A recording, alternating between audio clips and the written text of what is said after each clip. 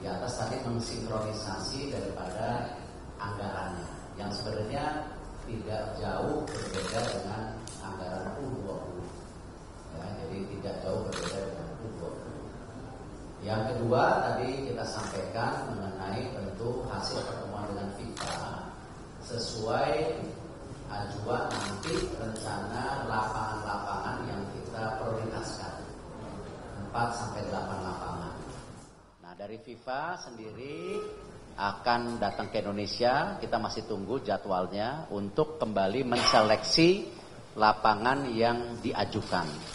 Tentu kita memprioritaskan lapangan yang sudah lolos sebelumnya untuk kejuaraan sebelumnya. Tetapi tentu yang saya sampaikan kepada rekan-rekan media bahwa kondisi lapangan yang sudah lolos sebelumnya tentu kan itu berbeda dengan hari ini. Nah itu yang nanti kita berikan kepada FIFA. Yang ketiga saya memohon kepada Kementerian Olahraga khususnya Pak Menteri untuk juga mendukung program tim nasional. Dan ini yang nanti salah satu di Ratas juga kita akan bicarakan mengenai detail dari program tim nasional. Jadi itu yang saya bisa sampaikan sementara. Terima kasih. Wassalamualaikum warahmatullahi wabarakatuh. Cukup.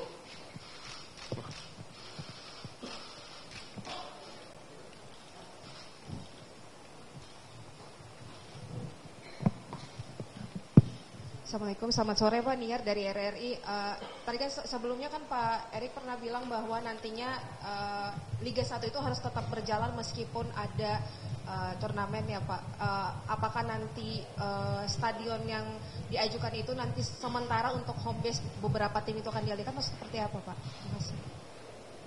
Ya, pertanyaan sama tadi oleh Pak Menteri ke saya mengenai Liga 1 dan persiapan daripada Timnas dan U17.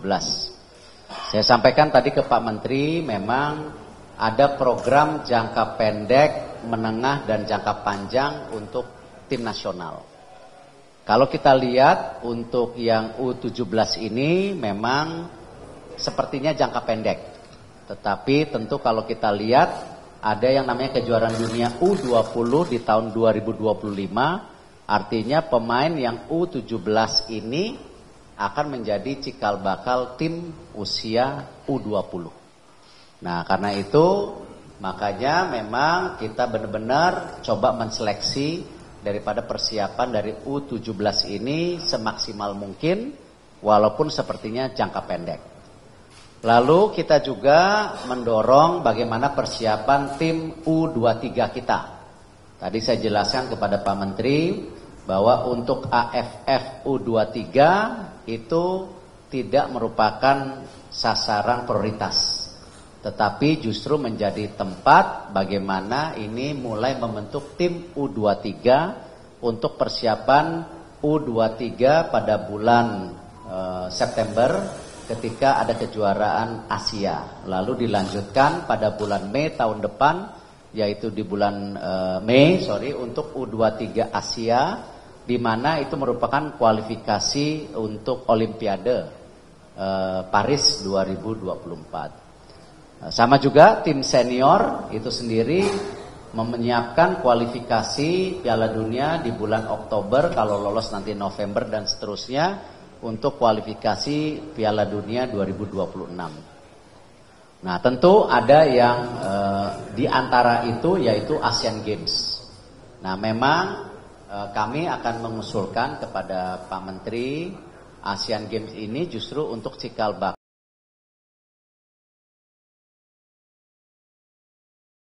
20 ya yang memang kita prioritas untuk sebagai jenjang U23. Bagaimana dengan Liga?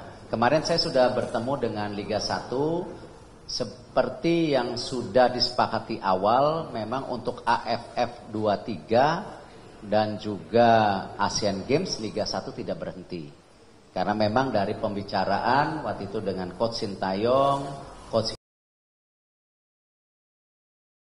ini kita menjadi.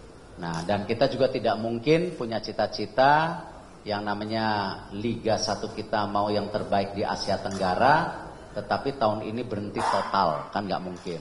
Ya, apalagi dari Liga 1 sudah memberikan kesempatan kepada tim nasional di bulan Desember, itu liga sudah berhenti mulai dari tanggal 20 Desember karena ada training camp di Turki untuk 3 minggu sebelum persiapan daripada kejuaraan AFC Asia tim senior di Doha pada bulan Januari.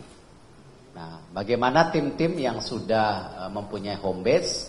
Ya tentu kita sudah duduk, kita akan memetakan lapangan-lapangan mana yang mereka bisa pakai. Contoh misalnya kalau di Surabaya Gelora Bung Tomo sedang dipakai, itu ada opsi beberapa lapangan lain di sana.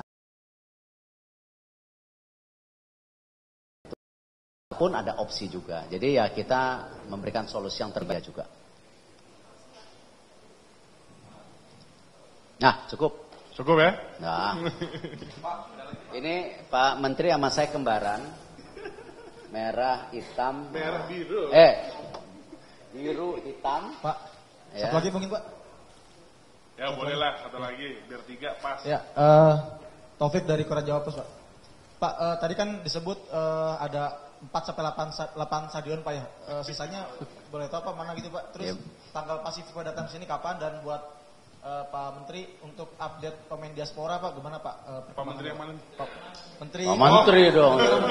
Diaspora Pak, update-nya kan. Oh, iya. Ini kayak Pak Radat. Kalau diaspora Menteri BUMN, ya kami melakukan kerjasama diaspora dengan BNI. Monggo Pak, venue Pak dijawab Pak. Ya kan memang kita sudah ada 6 lapangan yang sudah lolos kualifikasi yang sebelumnya. Nah kita tambahkan 2 lagi, ya kita sudah tahu yang mana ditambahkan, nggak usah ditanya lah ya. Udah ada 2, kan salah satunya udah tahu, yang satunya ya pasti yang deket-deket Jakarta, ya di deket kita lah itu. Kan ada beberapa lapangan deket Jakarta juga ya, dah itu. Kalau terkait dengan pemain keturunan atau diaspora, kita dari database yang sudah dikumpulkan Kemenpora di bawah Departemen Diaspora kita, itu kita sudah memberikan kepada PSSI yang sudah diterima langsung oleh Ketua Umum PSSI dan langsung diberikan kepada Coach Bima.